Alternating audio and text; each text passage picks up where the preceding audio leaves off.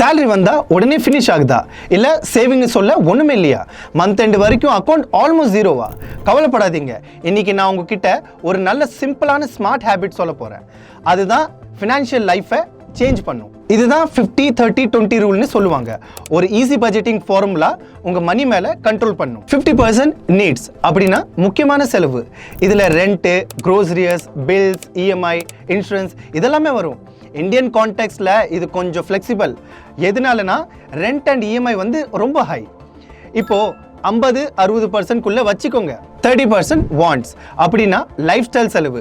இப்போ ஒரு உதாரணத்துக்கு நம்ம Zomato, shopping, OTT, subscription, trips இந்த மாதிரி விஷயத்துல வந்து நம்ம காசு செலவு பண்றோம். இங்க தான் அதிகமான ஓவர் ஸ்பெண்ட் ஆகுது.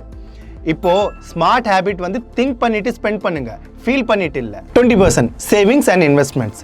இதுதான் மோஸ்ட் இம்பார்ட்டன்ட். எதனால சொல்றேன்னா இதுல SIP, emergency funds, PPF, FD இதெல்லாமே வரும்.